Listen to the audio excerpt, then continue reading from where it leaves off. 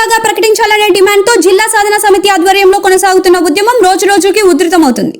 70వ రోజుకి చేరిన రిలే నిరాహార దీక్ష సందర్భంగా ఇచ్చిన బంద్ పిలుపుతో పట్టణమంతా స్తంభించింది.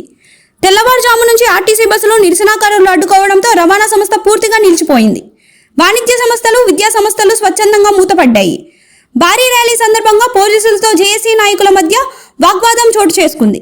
కర్నూలు పశ్చిమ ప్రాంతం అభివృద్ధికి ఆదోని జిల్లా అవసరమని నాయకులు స్పష్టం చేస్తూ లక్ష్యం సాధించేంత వరకు ఉద్యమాన్ని కొనసాగిస్తామని ప్రకటించారు.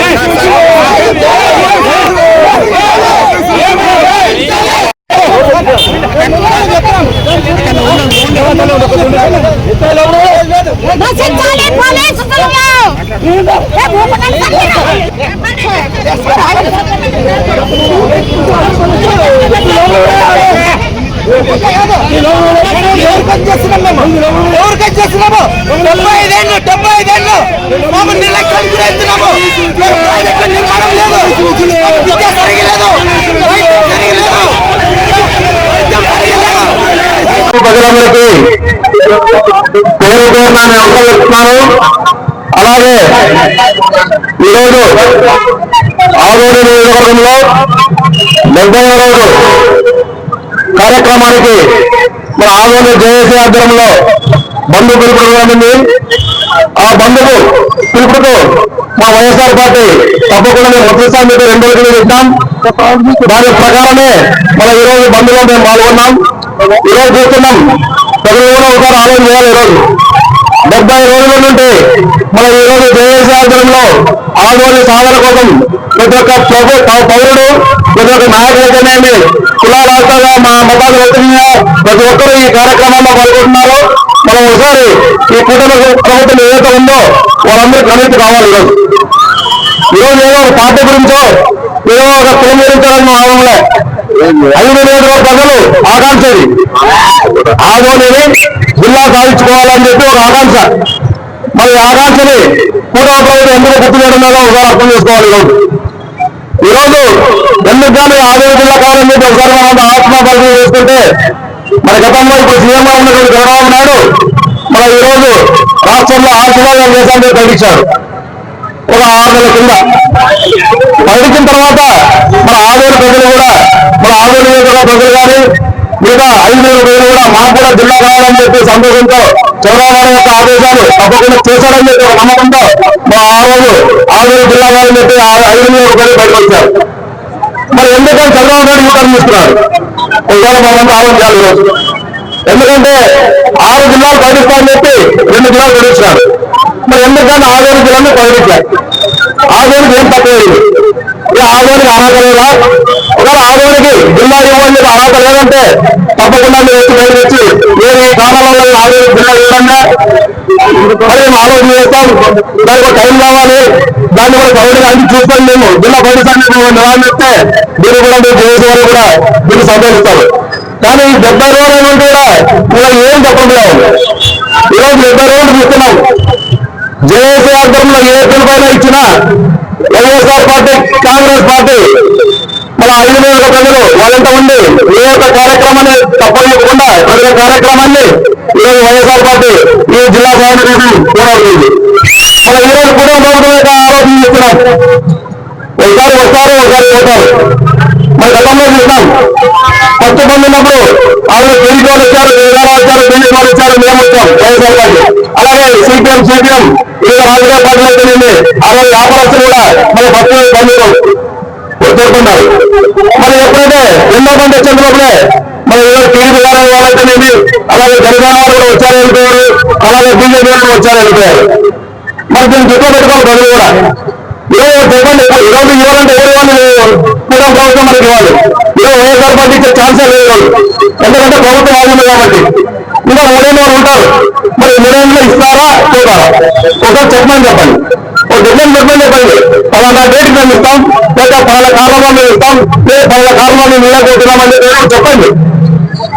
తర్వాత ప్రజలు ఆలోచన చేస్తారు తర్వాత ఈ విషయం. అంతేగాని మీరు ఎక్కడో విజయవాడలో కూర్చొని మేము రోజులండి పనులు ఉండి మీరు చేసుకోండి, మీరు బంద్ చేసుకోండి, మీరు ఎక్కడో ఇది చేసుకోండి, ధర్నా చేసుకోండి, మేము మాత్రము ఏ హామీ ఇవ్వమంటే ఇది పద్ధతి కాదు. ఎందుకంటే ప్రజలతో ఎన్నుకుంటున్నటువంటి కూడా ప్రభుత్వం ప్రజల యొక్క శేష ఆలోచన చేయాలి. ఏదో చాలా మంది అంటారు జిల్లా వస్తే రియలైజేషన్ పెడతామని చెప్పి. జిల్లా వస్తే రియలైజేషన్ పెరగదు. రియలైజేషన్ ఆల్రెడీ పెరుగుతూ ఉంటుంది.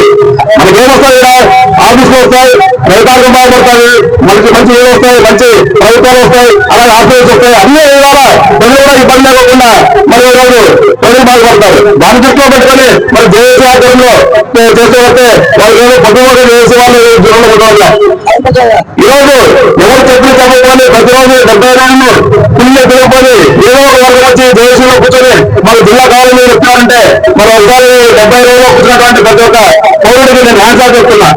నియోజకవర్గాల్లో స్వచ్ఛందంగా ప్రజల ముందుకు వచ్చారు. ఈరోజు ప్రజలు ఆదోని పట్టణంలో ముఖ్యంగా వ్యాపారస్తులకు పేరు పేరున ధన్యవాదాలు తెలియజేస్తా ఉన్నాము.